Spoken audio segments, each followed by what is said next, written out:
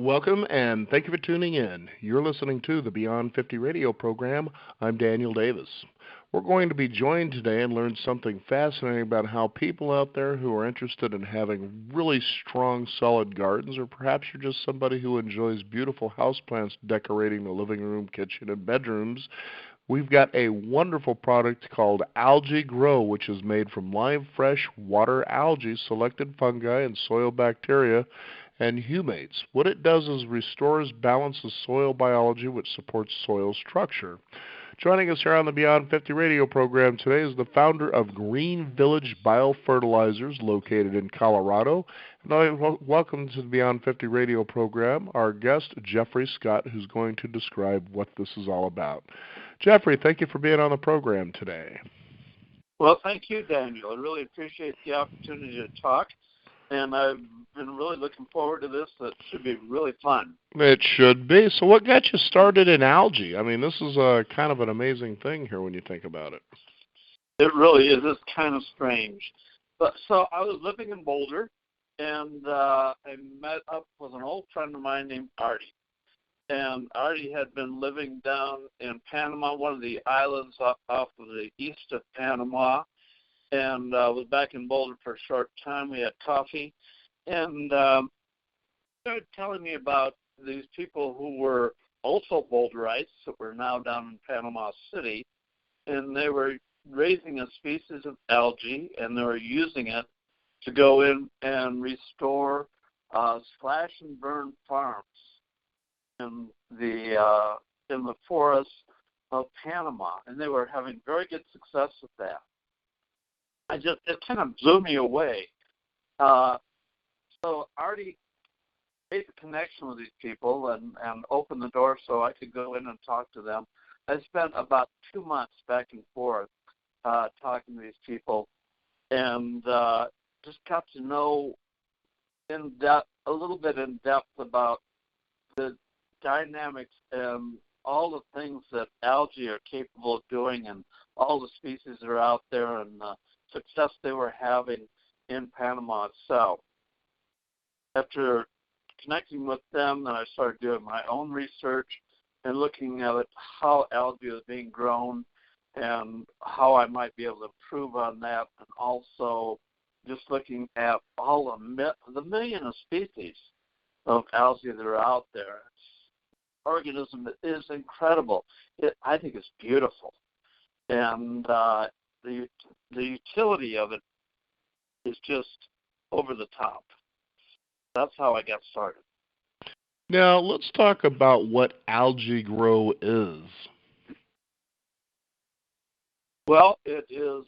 We have a line of soil amendments and biofertilizers, and basically, it is an all-natural, or it's an all-biological product, and it is made from live algae. So we start by growing our own algae, and then we dehydrate it very slowly in a very algae-friendly way, and then we add different components to it in order to make our products. So we're adding in select species of mycorrhizal fungi, soil bacteria, and humates. And on the particular product, it depends on the blend of those. Now, primarily right now, we have one product that's called a multifunctional. And basically what it is, it comes to you as a powder. And then once you apply it into the soil, then and add water to it, then it starts growing. And algae grows at an incredible rate. It is the fastest growing plant on this planet. And as it starts to grow, then it does a number of different things. First of all, it starts to decompact the soil. So because it's growing so fast, then something has to give when it's in the soil. And so it starts to spread the grains of soil apart, and so that creates decompaction that often happens on farms by heavy equipment going over it. But if you've got a lot of clay in your soil as well, then it has a tendency to really pack up. So once you've got that in there, then the algae will provide basically a food for the bacteria that are in the soil as well. And as the bacteria start eating the algae, then they start breaking that down. And algae has a very high carbon content to it. Most of it is over 50% carbon. So it starts putting the carbon back in the soil that can be missing. Also, this provides a place for this essential mycorrhizal fungi to start growing. They will actually start growing off of the algae itself. And we can go into mycorrhizal a little bit more, but it is basically a fungi that is essential for the growth and the distribution of minerals to the plant in about 90% of the plants out there. The last component, the humates, not a lot of people are really familiar with this. And it kind of looks like it is a precursor to coal. So if you were given another million years or so, it would be a soft coal. So it kind of looks like biochar, filtered biochar, but it isn't. It has a lot more to it. So it's a fine powder, and it is soluble, and it has humic acid and fulvic acid in it. The humic acid is very essential for supporting soil health, and the fulvic acid works with the immune system in the plant.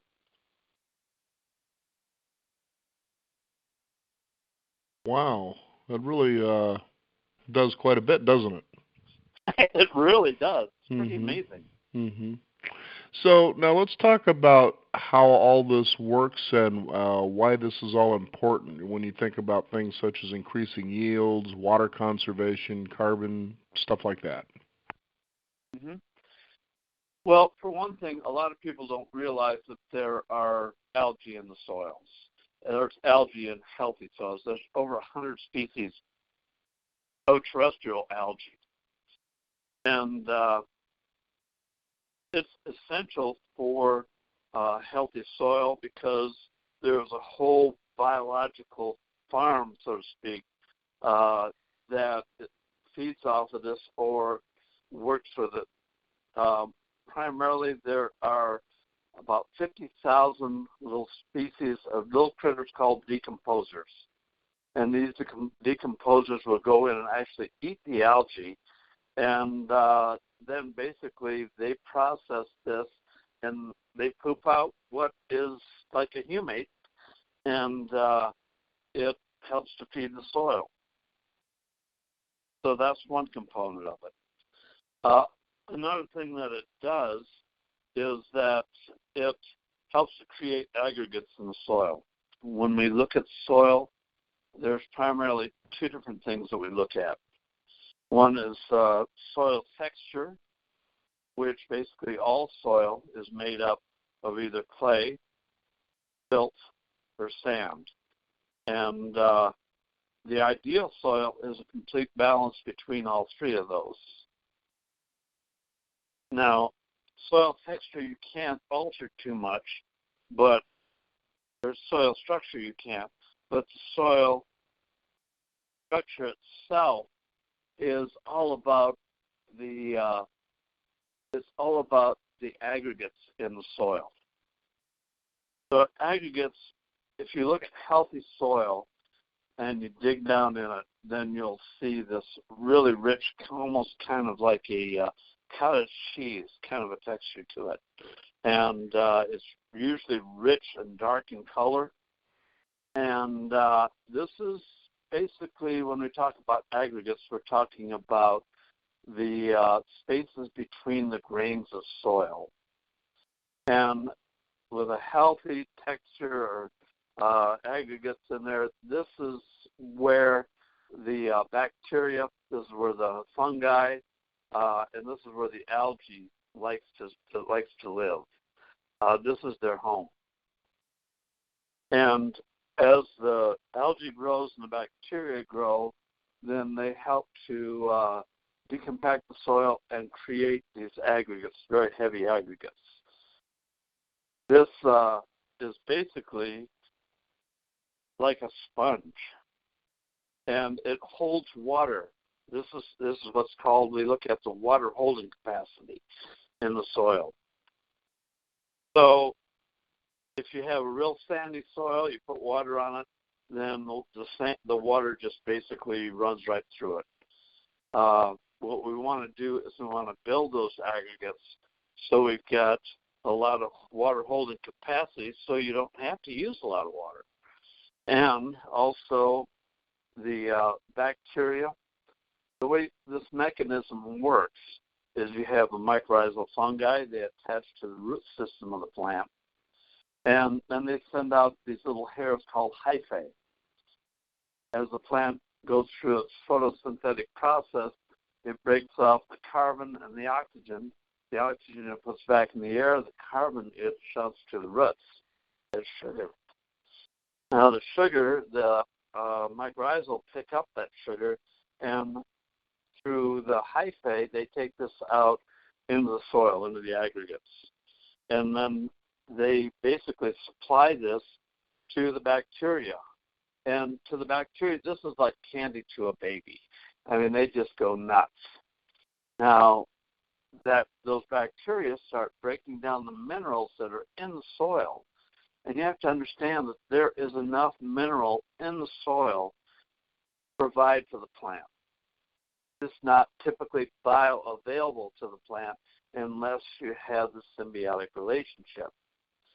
So the bacteria are breaking down all these minerals and nutrients, and then they actually, the hyphae, bring this back to the plant. That's when the plant really does well. About 90% of the plants out there require this type of relationship in order to thrive. The plants that don't are basically cacti, for example.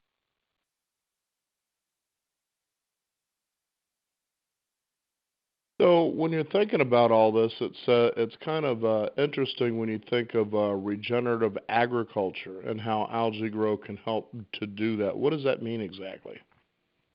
Well, if you don't mind, I'd like to talk a little bit about the history of Sure. agriculture over the last centuries and kind of put this into perspective. Now, this goes back to World War II. And one of the big things about World War II, of course, were the Victory Gardens, which provided 40% of the food for the culture at that time. So, moving forward to the 1950s, they had all this gunpowder left from the war and all these nerve gases and so forth. And they didn't know what to do with it. Well, the chemists came up with a way to create a nitrogen-based fertilizer out of the nitroglycerin that they derived from the gunpowder. And all of these nerve gases became the pesticides. So as these started to integrate more into farming itself, and prior to this, all farming was organic, right? 1960s, we hit what was called the golden age of agriculture. And that's when they started pumping all these chemical-based nitrogen products and pesticides onto the crops. And initially, they started doing really well. They increased the yield very well. But the more they used them, then the lesser was the yield until after about a decade or so, they started really having problems with plant health, and because the soils were starting to get depleted. They were not using the normal organic processes and the normal natural processes to feed these plants. They were using chemicals. So in order to get any yields out of their plants at all, then they had to increase the amount of chemicals they were putting on, and the immune systems of the plant were compromised, so therefore they could no longer fight off the molds and fungi and so forth, and they were starting to have real problems with pests. Well, moving forward to about 1973, 1974, actually, that's when GMOs and Roundup and so forth started coming on the scenes. And that changed things dramatically. And in my opinion, not necessarily for the best. So now we know today that as we look at our food supply, they're nutrient starved. And that's because the soils are very much depleted of the natural organisms that basically support plant life. So moving forward now, everybody's becoming much more concerned about the quality of food and the capacity to grow food, to grow their own food. And so in comes regenerative agriculture. So we have a lot of people that have come back or are doing organic agriculture. What's the difference between organic and regenerative? In organic agriculture or gardening, we try to basically maintain or sustain the soil health. But with regenerative agriculture, we're looking to increase the quality of the soil over time. So not just trying to maintain it, but what can we do to make it better season after season after season after season? And how can we do that simply? So, and regenerative agriculture on the large scale has another component to it, and that is actually the community integration and the community support that is there. So we're talking about buying locally, about supporting your local farmers, your local organic farmers, your local regenerative farmers, and not have produce shipped for 1,500 or 2,000 miles before they get to you, the consumer. Now, back in the day, they said tomato had about 74% nutrient value to it. Today, the average one that you buy off the grocery shelf has about 7%. So it's really, really important. Well, not to mention, too, when you talk about tomatoes, is they don't taste the same. No, I they mean, don't taste the same at all. Yeah, I remember, there's this distinct tomato taste. Anybody who's had it knows what I'm talking about. Mm-hmm. And it was a few years ago when we were still living up in the Northwest that we had a neighbor who actually was part of, I guess, a community garden where you can go and grow things and, multiple people. And so he brought over some tomatoes and a watermelon and said, "Here, just thought I'd kind of give you these." And I'll tell you, not only the watermelon, but the tomatoes taste exactly like I remember as a kid. I said, it has been since I was a child that I remember these flavors coming out of these two things that way. They just don't taste like anything anymore. So absolutely, they kind of taste like styrofoam, don't they? Yeah, if even that. And why is that? That is because the soils have been depleted. And if you want to look at a global scope here, there's an organization called the FAO, and that's the Food and Agriculture Organization of the United Nations. And in a recent report, they reported that about 33% of the planet's soils are now so depleted that they cannot support any kind of agriculture. And this is because of mismanagement through agriculture. So using all these chemicals, using the GMOs. But, that's all recoverable. If we don't do something to start moving back in a regenerative way, to start creating higher quality and, foods like we used to have. then we're going to be in real trouble here. And in my opinion, we've got maybe 10 or 12 years to do that before things start getting to the point where no matter what chemical you put on food, on different crops, they will not grow. It will be to the point where nothing will work. So this is, this ties in with global warming. This ties in with just common sense. And this is something that we really have to look at, really have to embrace. And as I look out here on my garden and the tomatoes that I grow and all the vegetables that I grow, I mean, they are what you were eating when you were a kid. And they're just so delicious. I mean, I don't know how many tomatoes I can eat in a day. Right. Well, there's always salsa. Hitting my limit here pretty soon. Yeah. Well, it sounds like what you've been describing is pretty good for both the backyard gardener and for people who grow inside, such as, greenhouses, inside vegetable grows, things like that. Oh, absolutely. And so the advantage to our product is there's a couple of advantages, actually, but it's just so easy to use. And the advantages of it is, first of all, it increases the yield and the nutrient value of the foods that you're growing. So if you've got tomatoes in your backyard or any other fruit or vegetable, then you'll see a very marked increase in the foliage, and that's because the plant is so healthy. You look at these plants, and they're just rich and dark green, and you can tell just by smelling them and touching them, they're really healthy plants. So you get to start with that. And also because we're supporting the aggregates or the formation of the aggregates in the soil, then you are conserving water. And it's cheaper and so much easier. I mean, a lot of people compost, but a lot of people don't like composting. Or they don't like, making compost tea. That is actually quite a process. And it takes about a week to do it right. And you need to aerate the solution, and you need to make sure you've got a clean vessel to start with.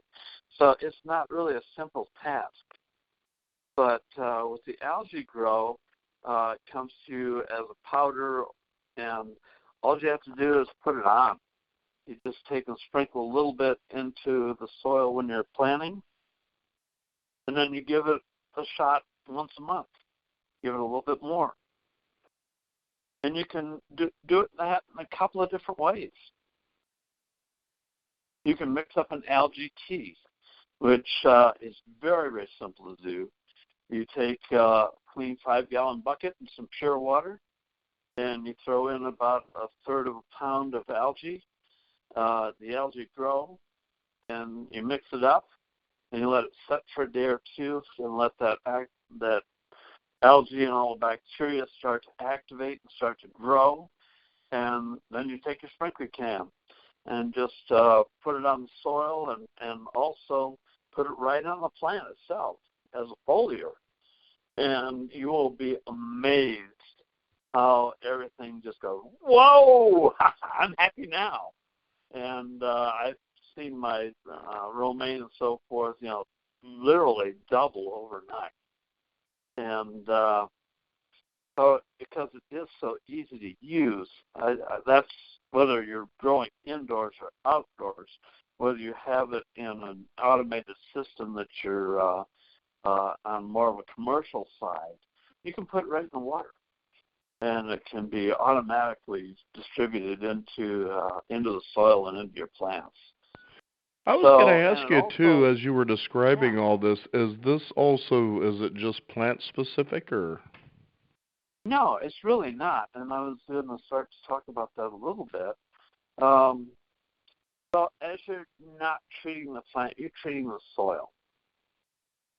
And it is a soil amendment. The benefit is the plant's benefits.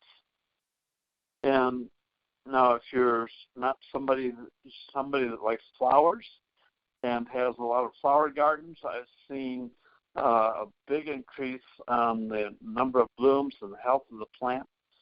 For flowers, you can use it on your lawn. I'm looking at my lawn right now, and let's see, in September, and it's been really, really hot. We've had only 2 rains here in the last 60 days, and yet the lawn is holding up really, really well. I actually had to finally, because it's been so hot here, turn on my sprinklers. But for the last 3.5 years, I have not had to turn them on. And so that, and if you dig down into the soil here, into the grass, you'll see how crumbly and how aggregated the soils are. That's what it does to hold the water in. And also it balances the pH in the soil very nicely. So there's basically not any plant that you can't use it on. Well, I wouldn't recommend it on your cactus because they uptake their nutrients and their water and so forth in a whole different way. But no, it's not plant specific. So very broad scope. That's because it's such a broad spectrum. You look at some of the other products that are out there, typically as a biofertilizer, they are just they're soil bacteria, and they're typically 1 or 2 soil bacteria, and some of them have a little mycorrhizal in them, but typically not. So our product has the algae, it has the mycorrhizal, it has the bacteria, and it has those essential humates as well. So, I guess in final for our listeners, is AlgaeGrow compatible with other organic systems and products? Oh, absolutely. As it's completely biological and organic itself, then it'll work with anything. I can't think of any situation where it wouldn't work well, other than if you are going to go in and use some kind of a chemical fertilizer on top of it. Now, in essence, what happens is the chemical fertilizers kill off all the bacteria and all of those essential fungi in the soils and so forth. If you look at a lot of the landscape companies are using a pesticide or herbicide called 2,4-D, and I have done experiments with that to see how it affects the soil bacteria and so forth. And what I found is within 24-hour period, the 2,4-D has decimated all of the soil bacteria 100%. And it has killed all the mycorrhizal and about 80% of the algae itself. So that would be the only case where you would really kind of negate anything that you put in the soil with the AlgaeGrow. Now, having said that, one could go back and take and regenerate a farm with these products. Even though soil is depleted, it always can be repaired if you use the right process to it. So that's what regenerative agriculture is really all about, is going in and taking these depleted soils and bringing them back to life and making them better season after season after season.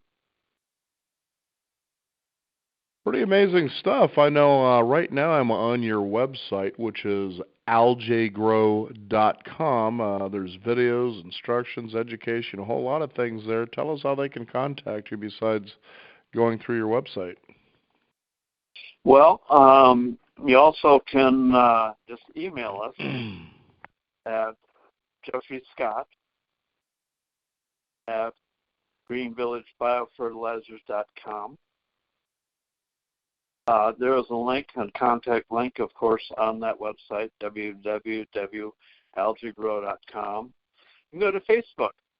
I think that's there's a lot of resources on Facebook and comments by people that have been using this product, and a lot of support there. So AlgaeGrow on Facebook. We're also on Instagram, and we're on YouTube. Facebook is my favorite. Oh, very good. There is also, if you want to know more about the company, then there's another corporate website, and that's www.greenvillagebiofertilizers.com. Well, very good. Well, thank you for sharing with everybody today the science of soil regeneration, especially using something that sounds pretty simple, such as AlgaeGrow, so people can start, tasting those things we remember as a child, and get back to the way things used to be instead of the way things are now. Great stuff. Absolutely. Well, thank you, Daniel. I really appreciate the opportunity to have some fun here and talk about this, and look for some very interesting things happening in the future. This is the time for this. This is the time for us to really start taking care of this planet, of thinking about how important global warming is, how it's going to affect our foods, how it's going to affect those supplies. So this is something that we really need to pass down to generations to come, is a healthy planet. And right now, I don't think we're going in the right direction. So we need to start thinking about this very seriously and doing this now. So once again, thanks, Daniel. I appreciate the opportunity to get up on my box here and have the opportunity to talk about this. Absolutely, Jeffrey. Thank you for taking the time to talk with all of us and sharing hope. This is a great direction to be going for everybody, both indoor and outdoor enthusiasts as well. Thanks again. I want to thank you, the listeners, for joining us out there. Again, you can visit their website at algaegrow.com to discover more, and you can also discover more at our website at beyond50radio.com. That is the number 50. We encourage you to sign up for our weekly e-newsletter and stay up to date with what's going on in the world of Beyond 50 as well as our upcoming shows. I'm Daniel Davis. Thank you for joining us. This is the Beyond 50 radio program, and remember, wherever you are is where you should be. Have a great day.